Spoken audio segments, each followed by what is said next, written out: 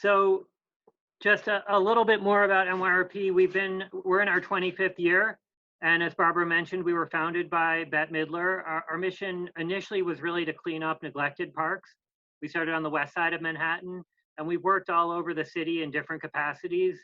Million Trees NYC was one of our largest initiatives to partner with the Parks Department in planting trees. We also manage, own, and operate about 52 community gardens in all 5 boroughs. My role is to lead the daily stewardship and some special projects and coordinate all of our work in parkland on the east side of northern Manhattan. And that's about 80 acres of parkland. So we take care of Highbridge Park, which is a large forested park where we work with the New York City Department of Parks and Recreation and focus a lot on forest restoration and forest management. We take care of 2 miles of the Harlem River waterfront. That's what we're looking at here. There's an esplanade that runs along the Harlem River.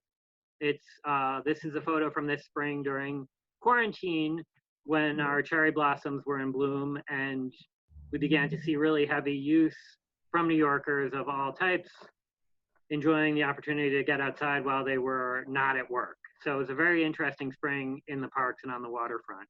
I'm going to focus, as Barbara said, about Swindler Cove, which is really a special project for NYRP. It was not parkland when we started working there, and it was really neglected space, profoundly neglected. It was an illegal dumping ground, and it was eventually converted into public parkland, which is gorgeous and a wonderful spot, and I hope all of you who haven't been there can come visit. In preparing for this talk, I mainly wanted to focus on a new project we have going on now to adapt the shoreline for climate change and look at our oyster reef installation. But I also wanted to talk to you about the genesis of Swindler Cove Park and our programming there. So I ended up going a little further back in history than I normally do when I talk about the park. So forgive me, the bulk of this talk is actually going to be a little bit of a history talk about how the land and the shoreline has changed. But I think that's really important to set the table for what we're doing to adapt the park to the future. And I know we're going to have a Q&A at the end, but I'm happy to field questions as we go if that works better. So this is Swindler Cove in its very earliest phase. It's located on the east side of northern Manhattan on a little inlet in the Harlem River called Sherman Creek. And right behind an elementary school, PS5, there was a small community garden that the school was trying to develop amidst an illegal dump, completely overgrown with invasive vegetation and largely abandoned of any care or maintenance. The school came to us to ask for help with the garden, and we ended up staying for quite a long time and developing an entire park around the space. But the real genesis of the park was to develop a teaching garden space for the elementary school students of PS5. And this is one of the earliest phase of starting that garden after the initial clearing and cleanup was done with NYRP. And this would be from 1998. This is from 2000 after the garden was developed. And this is the first crop that was planted in the children's garden. So you can see it was quite an ambitious restoration and creation of a really nice teaching garden. Interestingly enough, part of this was made possible through wetland restoration, which I'll get to. But at the same time that we built this garden, we developed an entire park around this space, which included substantial wetland restoration. Simultaneous to developing that garden, we were working on the shoreline. This is an early picture, again, from 98 or 99, probably an early cleanup of some of the illegal dumping that was on site, abandoned automobiles. You know, even I would say about 10 years ago, contractors would drive up to the site and ask me while I was in uniform where they could dump construction debris. So it's been a long haul to move from really deep neglect to a really well cared for space. You'll notice the t-shirt on this person. A lot of our work, especially in our early years, was done by an AmeriCorps workforce. So throughout all of our history until a couple of years ago, we managed a large AmeriCorps contract, which is the federal program to provide service domestically, analogous to the Peace Corps. And that was really central to the kind of ambitious approach we took to cleaning up a site like this. You can see there was a fair amount of marine debris, which is complicated to clean up and restore. But when most of that restoration was done, you can see we were left with quite a degraded shoreline, but also a shoreline that has remnants of the natural features that would have been part of Manhattan's shoreline 400 years ago. So it was a really mixed picture to work with. But as you can see from this more recent picture, we were able to restore intertidal wetlands or salt marsh, and some of the sections have been thriving and are really healthy, really beautiful. This picture was taken from a viewing bridge that was built over the wetlands. So it's an ideal teaching landscape. We bring, when we're open for business and not in the middle of a pandemic, we bring many classes through this space a day, and it's open to the public sunrise to sunset. So it's a heavily used and loved park, and it's one of the few places where you can really view the salt marsh up close, and you can walk down and stand on a sandy beach and touch the water and see how the tides work and how they interact with a really functional public space. This is one of my favorite programs that we offer. These are two of our educators. In the foreground is Maya Jenkins, our senior educator, who's been working with NYRP for many years, and she is leading a group of students in seining. So they all the kids put on waders and walk out with our educators into the water, and it's amazing what they pull out of the water: crabs, fish, jellyfish, eels, and it's a really transformative experience for kids from the neighborhood who may never have realized they lived on the water, because you have to realize we're in Manhattan and almost all the shoreline is hardened and completely inaccessible. So to bring local students down and actually get them in the water and have them learn that the water is not something to be afraid of, but in fact is something that's thriving and alive, is a really profound experience. I've met adults who did this class with us when they were kids and will stop and talk to me about how transformative it was. So a pitch for seining with kids. It's really special and really exciting. But we have a full complement of environmental education programs. We offer classes in the children's garden, which I showed you a picture of when I first started talking. We offer a class that's focused on urban trees in the urban forest. And then we offer a class called the Habitat Rove, where educators move through Swindler Cove and look at the salt marsh, look at the garden, and look at the forest and talk about different urban habitats. And probably the most powerful thing we can do is just make the space open and safe for students from all over the city to come and learn. We have classes from the Harbor School that often come out every year, and they do fantastic investigations on their own. So it's a really small park, but it provides a great deal. So it's a success story in many ways, but we do have to confront climate change, and we do have to work to figure out how to adapt this park to the future and protect it. You know, we're at the beginning of a massive change to our waterfront, and on top of all the other stresses and challenges of maintaining an urban space maintaining a natural space in an urban ecosystem, sea level rise, coastal flooding, increased storm surges, increased runoff from the increased precipitation we'll see. That's all combining to really impact the shoreline. You know, I always make a point before I start talking about how we can adapt our landscape to confront climate change, to mention that no matter what we do in terms of adaptation or improving our landscape to figure out how to mitigate some of the impacts of climate change, we really need to do whatever we can to slash emissions of greenhouse gases. And even if we do that, we're on a really scary trajectory. But no matter what we do, we have to really work together to limit our greenhouse gas emissions. And if we do that, we can manage to adapt our shoreline in ways that I'm really optimistic about what it can look like. So just to tell you what we're looking at, on the right, we have a map of the floodplain in 2050 of the east side of Inwood. And the purple is the expansion of what will be the intertidal zone, of what areas that are going to be underwater every day. And this is a large housing project, the Dykeman houses, one of the main communities we serve. And this area already flooded in Hurricane Sandy, which was a great wake-up call for New York City in terms of realizing what we have to do to get our act together. But this is just an important slide for all of us to look at and think about. When we work on the waterfront, we need to think about how long do we want what we're building to be around? Can we adapt it to what we know is coming? Can it help mitigate what's coming?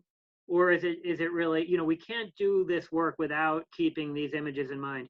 New York City has a few great online tools for visualizing whatever part of the shoreline you're working on and whatever time horizon you're looking at. But, it's safe to assume by 2100, we're going to see at least 6 feet. There's a huge range in what the predictions are of sea level rise, but I like to keep about 6 feet by 2100 in mind, which is a forecast from New York State a few years ago. And unfortunately, it's a really unpredictable situation. The melting of Antarctica and the Greenland ice sheets proceeds really unpredictably. But we know that's coming eventually. So the important part of this slide is to look at the left-hand side. This is taken from the New York City Parks Department's wetland monitoring document, and it's a fairly common kind of flow chart that describes what's called adaptive management, which on one hand can seem like a really technical process for documenting, reporting, and measuring what you do. But in another way, it's just a codification of common sense, which is you should pay attention to what you build, take care of it, report back, and adapt your designs for the future. But amazingly enough, that's not often how we do things when we build things in public space. It's easy to raise money to build things and then walk away. And it's much harder to develop a program for monitoring those things, adapting them, and communicating those changes to other people who are doing it. So that's part of what this adaptive management framework is about. It's about changing how we do design in public space.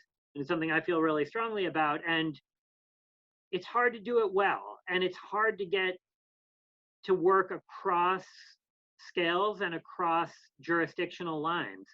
And it's, groups, nonprofit groups that are working at a small scale have to figure out what's our role. And we really have to, I think, insist that we have a role as local stakeholders in not just restoring a space, but reporting back and informing the design guidelines for the next iteration of these projects. So I started getting involved in thinking about this when I met a scientist who was on site, and he had actually been the scientist who was hired to monitor the original wetland construction when Swindler Cove was built. So I mentioned Swindler Cove, the genesis was a desire to create a gardening space for PS5. A lot of the money actually came from New York State Department of Transportation, which was required to do a wetland restitution project because they had damaged wetlands in a road building somewhere else in Manhattan. So wetland restitution is a pool of money that's used to recreate wetlands when they're damaged in other places. And Swindler Cove had this lovely little marsh that was there spontaneously, predating any restoration work. And we used that to make the case that the wetland restitution should be done in Swindler Cove. And we built many acres of wetlands and built the park around those. When I met Bill Young, the scientist who had monitored that project, he let me know that the majority of that restitution had promptly failed. And he pointed out to me how quickly we were losing what remained of the original wetlands that were there. So you can see in this slide, this is mid-tide. You see we have a little terrace of mud and we have these grasses behind. So this wetland was failing rapidly from about 2010, losing wetlands up until now. in those 10 years, it lost about 50 feet of wetlands. And that's a small version of what's happening all across our estuary, where we're rapidly losing wetlands to sea level rise. And at the time I first noticed this, no one really knew what to say or do about it. And that's part of why I decided I had to go back to school and study science and learn a little bit about how to think about these remnant natural features in our rapidly changing urban landscape. And so we had to figure out what to do about this, because we really wanted to preserve what made Swindler Cove special. We felt like it was this incredibly important, thriving resource, but it wasn't really on the radar of any of the regional plans, which were really prioritizing wetland restoration and protection in these major areas like Jamaica Bay. And this was actually not even mapped as wetland and not really recognized as a resource. But we know historically, so this is Sherman Creek when Christopher Columbus landed, roughly. This was a British headquarters map from 1782. This was the raw materials that Eric Sanderson, a great conservation scientist who works at the Wildlife Conservation Society, used to develop a project called Wallachia, which is currently being expanded for all of New York City. It's a database of a recreation of the historical ecology of New York City. And it's a wonderful tool to use for restoring nature and thinking about what was here and how we can bring parts of that back into the future. So this was Sherman Creek, which was a system of wetlands that ran through Manhattan all the way to the Hudson River. So from the east side to the west side of Manhattan was open water and wetlands. And one of the many things that were done when Manhattan was developed, all the hills were blown up and leveled, and all the wetlands were filled in, and we made hard edges. And one of the things we have to do now is figure out how to undo some of that work to adapt our shoreline to rising sea level. This map corresponds remarkably well to that floodplain map I showed you earlier. So a lot of that flooded area is where Sherman Creek really wants to come back. You may recall I mentioned the floodplain is on top of the Dykeman houses, the NYRP property. If you open a manhole cover in the Dykeman houses, which we've done with local students, and look in, you can see Sherman Creek rushing through a storm sewer right under the NYRP property. And as the water floods, those sewers are going to want to overflow. So it's a real critical issue to figure out what parts of this historical landscape can we bring back, and what parts do we need to, and how can we adapt it with technology and with the best planning we can manage for the coming sea level rise. The exciting thing for me is it provides a great way to reestablish a different relationship with the river. This is a great photo from 1890. This is actually the site of our living shoreline, where we're recreating these fringing marshes that existed along the edge of the Harlem River. This is just south of the Sherman Creek Inlet. And you can also see that these marshes are completely compatible with with boating and accessing the river. And for the majority of New York City's history, we let people walk down to the water, we let them hop in boats, and we interacted with the river. It's only recently that we've decided we don't trust the public enough, and we have to throw up fences. And that's now being compounded by fear of sea level rise, and we're raising seawalls in most areas. So there's some really wonderful projects to build resilient shorelines that allow interaction with the water and have oyster reefs. But the majority of our shoreline, we're seeing rising sea levels. You know, we are seeing a proposal for massive sea gates in Jamaica Bay. And my biggest fear is that New Yorkers aren't engaging enough with this process and saying, we realize we have to have some sea level, we have to have protection for our critical infrastructure, but we also want to see natural function, and we want to see access, and we want to see boating, and we want all these functions to be included in how we adapt our shoreline. So I think it's related to the conversation about environmental justice that everyone is rightfully having now.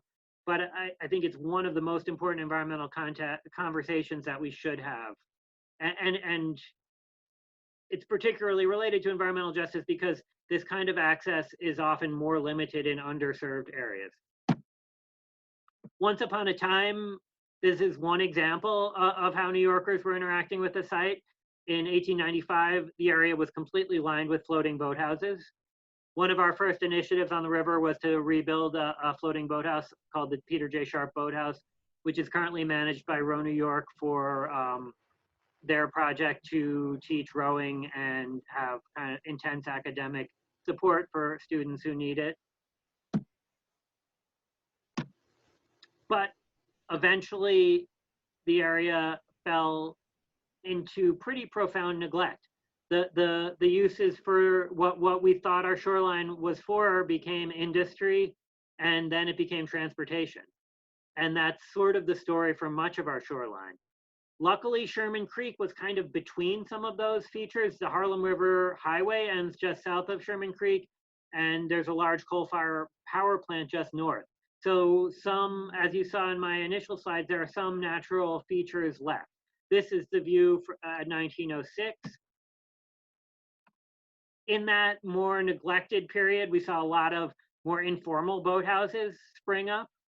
A lot of this use of the waterfront continued up until some of these boathouses were condemned in the early 90s and completely shut down. But they were gradually falling apart and became part of kind of these informal boathouses, and the illegal dumping kind of were the character of the site when I first started working for NYRP in, I don't remember even what year it was, in about 2007. So you can see, to zoom out, this is from 1951, just after the Dyckman houses were built and 10th Avenue was constructed over the remains of Sherman Creek, which just prior to that had flowed a little further into Manhattan. This is the coal-fired power plant. These are the boathouses that remained on site. And this is really our project area. This is where Swindler Cove is. PS5, the school was built there, I believe in the 70s, and Swindler Cove was built around it. And this is the area now that we're working to adapt to rising sea level. So I mentioned with that slide on shore level, on the erosion of our remaining wetlands, that we really didn't know what to do. And there was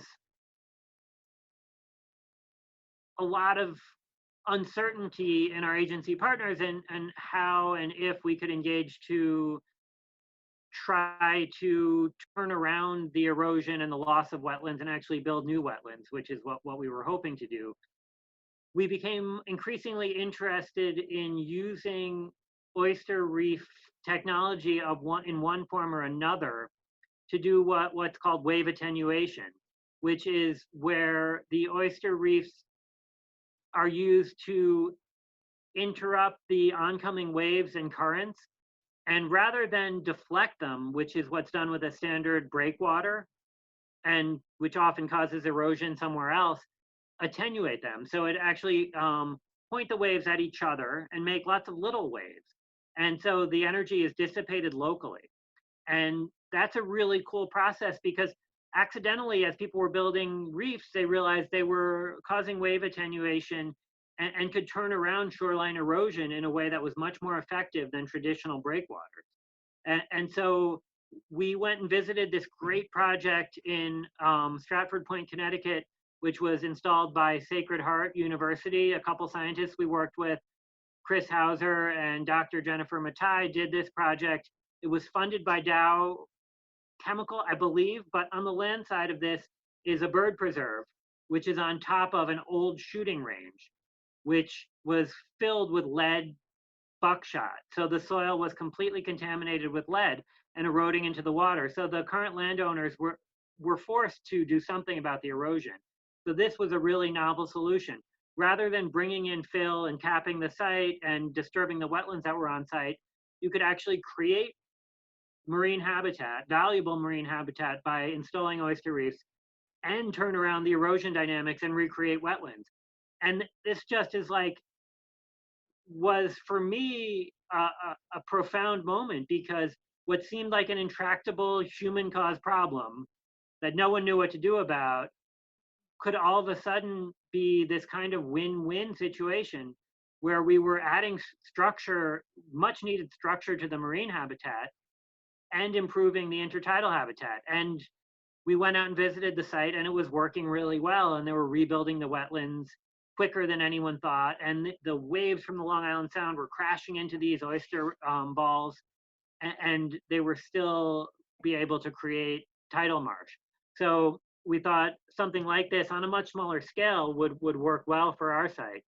So it took a lot of work. It took a lot of environmental analysis, engineering, and permitting. I've talked to some of your members about some of the permitting, and I just included this to as an example of the many layers of government approvals that are required for us to do about 500 feet of reef construction by hand with no equipment. So it's not a small task, and I think it's a problem. I think collectively we need to figure out how to make this easier. And it's really important that it's well regulated. We can't experiment in a reckless way with our wetlands and our coastal public spaces, but we have the opportunity to harness groups like yours, like NYRP's, and do really meaningful adaptations and improvement to our shoreline. And if we have to get 14 approvals from the federal government on down to the local community board, it's really not necessarily practical. So I don't have an easy answer for this, except to say, you know, there are a lot of well-meaning, everyone in all of these levels of government, I think, wants to work with us to do good work. And so it's not anything we should be afraid of, but it's not simple either. So this, and I was supposed to talk for about 20 minutes. I haven't been paying attention to the time, but I'm way over. So I'll go a little. I'll say for one that you can keep going. Don't rush. This is fascinating, and I think we're all learning a lot. I mean, that's what I have to say. Okay, I'll go through a little quicker though, and I'll show you some of the pictures of what we're doing now, and then hopefully we can have a few minutes for any questions. Okay. So this was developed by my colleague Filomena Regante, who's our lead landscape architect, and she came up with some amazing plans. We ended up settling on using oyster castles instead of those big reef balls you saw. And these are the basic elements: high marsh, low marsh, and our oyster reef. And we have included reintroducing mussels into the intertidal zone as a critical component. And what's really exciting about this is any one of these pieces on their own wouldn't really work. But together, they're really recreating the lost elements of the ecosystem. And those elements work together and they can stand up to the stresses that we're facing. And just really briefly, we love these oyster castles because we can walk out in the mud and do them ourselves. We can do them with volunteers. If sea level rises quicker than we think and we have to go walk out there in 20 years and do it again, we can just walk out and add more. So it's modular, it's adaptable, and it's human scale. So it's a really neat product. This is me and my colleague Chris. We laid out some biodegradable fabric. We staked out where we're building our first reef, and this is one of our smaller configurations. Right next to us is a CSO, dumping sewage and nitrogen in the water every time it rains. So if we can build wetlands here, we know it's going to do a lot to help with that. I don't think he's on the call, but I know one of your members, Paul Mankiewicz, is I've heard him speak a lot about the importance of surface area in creating resilient living systems in the urban landscape. And that's really central to what we're doing. This part of why we like this is, I think of it like, you know, we're building with Legos in the mud, and it's like a big English muffin. It's got lots of nooks and crannies, and that surface area makes great habitat. And it also does a lot of that wave attenuation work. So it's really, it might look like a wall or a barrier, but functionally it's very different. And one of the main reasons it's different is because of that surface area. So this is a little more of a close-up. You can see this is low tide, but even here, you can see these little waves are enough to prevent marsh from reestablishing. And this structure will deal with these waves. This is, getting a little further along. You can see it's been a lot of stacking. We're about halfway through the project. And this is just some of the issues when we're done. As I mentioned, it's less about building the project and it's more about thinking about the life of the park moving forward. And critical to that life is research, monitoring, and informing how we'll adapt our design and how we hope other parts of the shoreline will adapt. So we're doing research with Chester Zarnock, and a team from CUNY Baruch College has a great wetlands research team, and they're helping us better understand how this project is changing the ecosystem services our shoreline is providing. Just to really boil that down, when we say ecosystem services, that can mean a lot. But what we're looking at with the Chester is carbon storage. So how are we not just adapting to climate change, but how are we fighting climate change by pulling more carbon out of the air and burying it in the mud?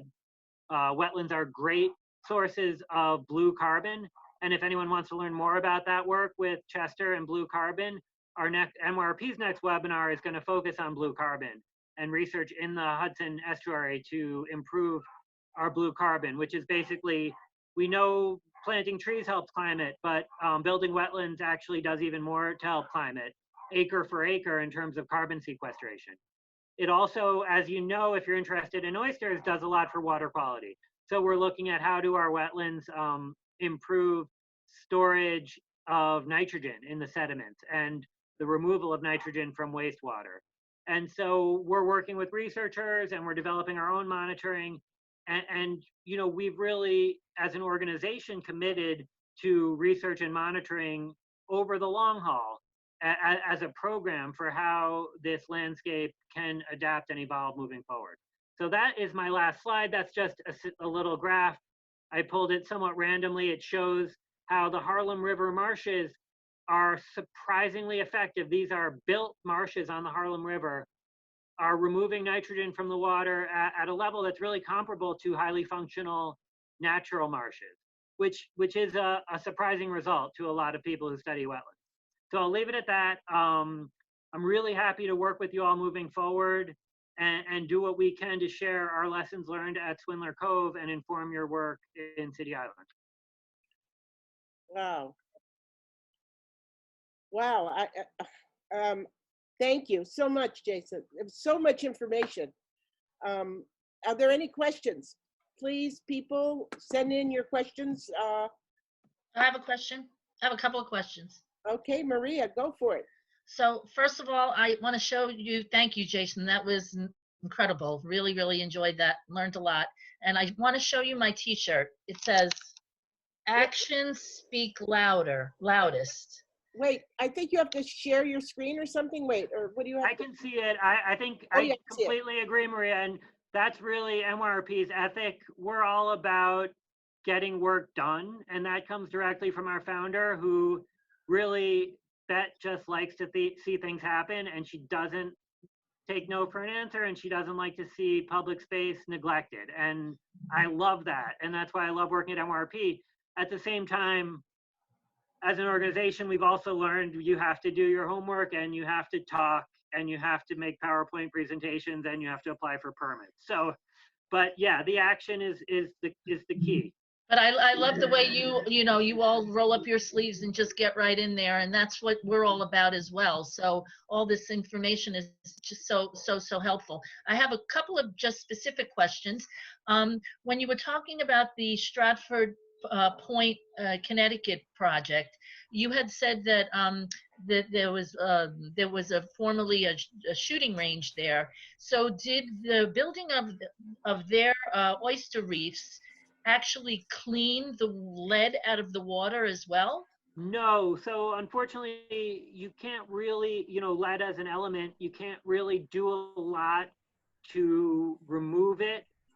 But so the oyster reefs were actually built to turn it around to prevent it from eroding and encourage the deposition of sediment so that that lead didn't go anywhere. I see. Okay. And then the other question I had was about your oyster castles. Are they made of concrete? They're made of concrete, which I'm not wild about. Concrete has a huge carbon footprint to make.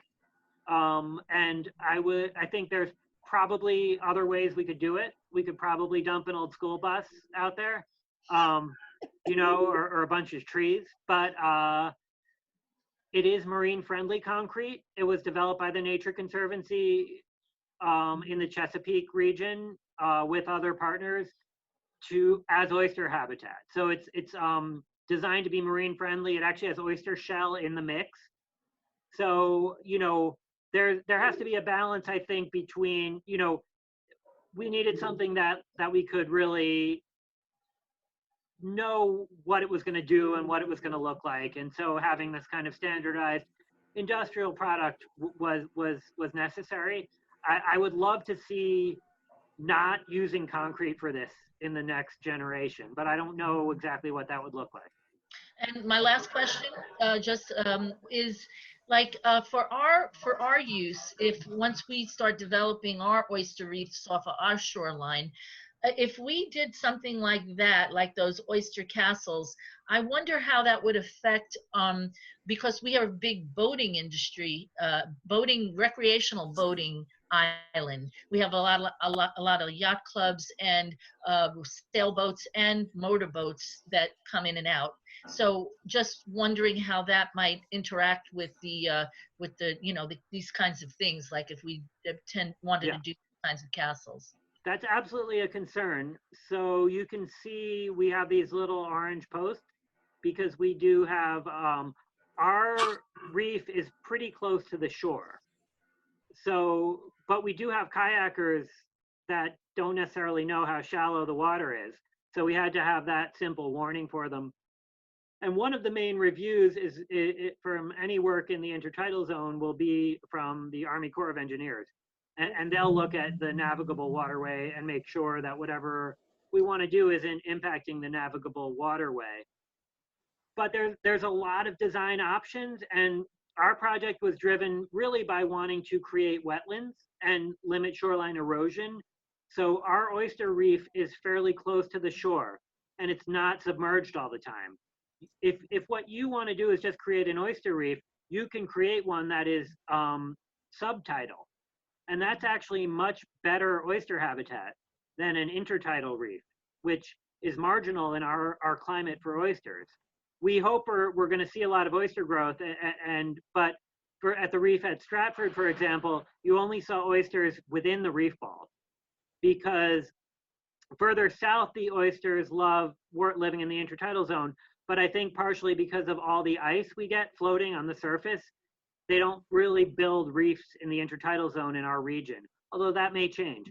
So you know, there's a lot of design. That's one of the central design questions, is how do you accommodate boating and meet your restoration targets? And is your goal more for creating oyster habitat or more for creating wetlands? That will shape exactly where your reef is.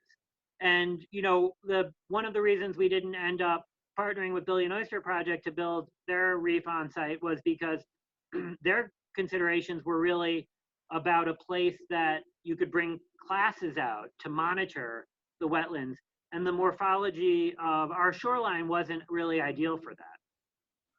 So depending on, you know, how steep your intertidal zone is and the shape of it, you'll want to design something that isn't a hazard for boating. So that's certainly a consideration. Thank you so much. More questions? Anyone?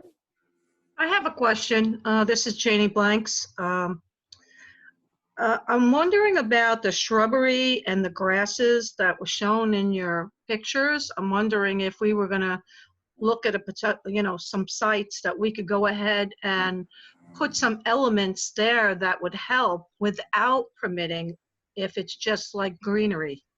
Absolutely. So let me go back to one of my earlier slides.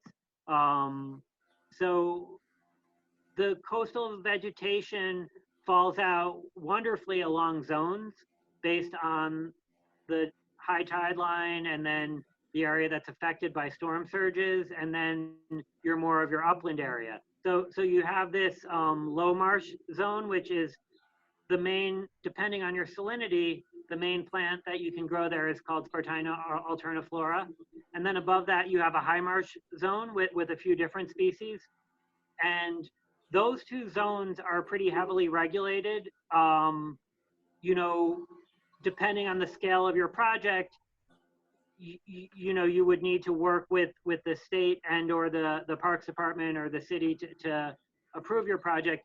But above the high tide zone, you know, the regulations are a little less stringent, and your flexibility with what you can plant is a little greater. So in the foreground, you see one of my favorite plants in New York City called Baccharis or groundsel bush. It grows along with another bush called Iva fructescens, which is high tide bush. Beautiful because it always knows where the high tide line is and grows just above it. And so there's this wonderful shrub zone above the high marsh zone before you get to an area that can be forested or could be a garden that's really not directly influenced by the water. So the coastal scrub zone or the shrub zone, and then the area above the tidal zone, there's a lot that can be done. There's a lot of wonderful native plants that can be planted without necessarily having to work in the intertidal zone, which is more difficult. Great, thank you very much. Just so you know, I know Sally was going to announce this, but Eric Sanderson, who you mentioned earlier, lives on City Island. I don't know if you know that, Jason. I didn't. And he is going to be doing our next presentation next month. Fantastic. He's a real treasure for New York City. Yes, and he's going to be working with us now. He's an advisor to our project. And so we're very excited about his involvement with us. And I want to invite everyone here. Sally, do you have the information about when he's coming on? Sally? I do. It's Dr. Sanderson's going to be speaking on July 15th. And he's going to, as you mentioned, he's the author of Manhattan, A Natural History of New York City. And he's going to talk about, from an ecological perspective, sort of what life was like around the ecology around City Island. So he'll give us a historical perspective on that. And so it's a nice follow-up to, Jason, your lecture today, which I just want to say is such an inspiration, and you've been such a great help to the City Island Oyster Reef Group. Thanks, Sally. I mean, one of the things that I stressed with the folks that I've talked to, Sally and Rose and Barbara, I would not want to discourage you all by listing all of the regulations and agencies and, you know, the fact that we had a landscape architect on staff to do our drawings. You know, all of this work takes determination, but it's so important. And no one thought that NYRP would have the success we've had at Swindler Cove. It was a profoundly overlooked site. And what it's become is really lovely and beautiful and functional and surpassing what people think is possible. So although I stressed a lot of the constraints and threats and difficulties, it was only to kind of inform our imagination and our determination to make something beautiful and livable and that we can all enjoy and access and use to teach our kids about what our landscape should look like and the landscape that we really all deserve.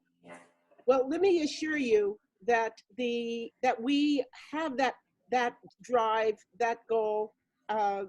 We're a new group, only about a year old, but we've done a lot within this year, and we plan to do a lot more. So I see that your project spans over 20 years. So I understand. I've learned a lot in terms of what you went through today. But I understand also that we're going to have to bring in some real experts and some design experts and landscape architects, but I think Eric Sanderson will be very helpful with that. And Yeah, luckily, there's a wonderful community of people engaged in this in New York, so it's a lot of fun. And our group doesn't like we don't like to hear the word no. So Yeah. we're very determined. perseverance furthers, right? Right. Right. So, any other comments or? I have a question, really quick. Okay. I was wondering, you talked about mussels for a second. Could you talk more about how you incorporated those into oyster reef restoration planning? Sure. So the mussels are going to be introduced into the low marsh zone where we're planting Spartina alterniflora, which is the main low marsh grass that we're looking at in the slide. And the mussels do a lot of what the oysters do for water quality. And some preliminary research suggests they really help stabilize the marshes and help improve the marsh's ability to sequester carbon and remove nitrogen from the water.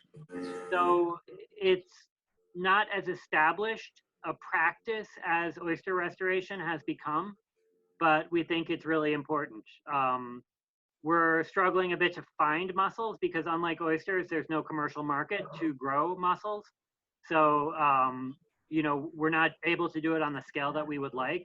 But we also think, you know, there's some other preliminary research that suggests that mussels do a great job removing bacteria that comes from CSOs. So, you know, they're probably a really important part of the ecosystem in addition to oysters that we want to bring back. And our site just really wasn't ideal for oysters. As I mentioned, it wasn't the right kind of site for a big subtidal reef, but it did seem to be a good site for mussels. So we figured we should try to get some mussels.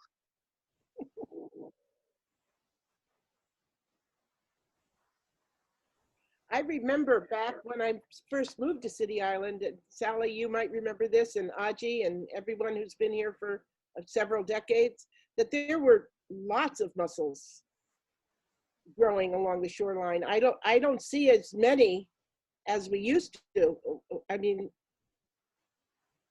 I don't know. What do you think? I'm just asking people who might know, like Aji or Sally. We were just doing a beach survey by the Harlem Yacht Club this weekend, and there's a beautiful marshland there. And there were tons of mussels, which I have not seen. They really like to dig in next to the grasses. So that's where I've seen them. Other than that, they're pretty sparse around City I Island. don't know much about the regional distribution of rib mussels, but I do think they're slow to colonize a site. So when we disturb the shoreline, they don't necessarily bounce back right away. So I think there's a role for us to help them recover when we recreate their habitat. Sometimes you can just sit back, the herons and the fish will come on their own. But I think the mussels could use help in being reintroduced. I don't remember mussels, but I was a very early member of the restoration groups. I mean, like really early. I just want to thank you guys. Everything you've done in the interim has just been great. Thank you. So I guess, is it time to wrap up? What do you think? Okay, good. Maria says yes, then that's yes. Jason, thank you so much. Have you been out to City Island and looked at some of the areas that we're talking about and thinking about? No, I've never been to City Island, and I'm really looking forward to scheduling a visit as we start moving around the city a little more. So. All right. Well, we'll have to get you out here as soon as we can. As soon as looking forward to it. Good. Excellent. Thanks so much for inviting me, and good luck with your work. We will be in touch soon. Thank you, Jason. Thank you, Jason. Jason, it was awesome. Thank you very much. Bye-bye.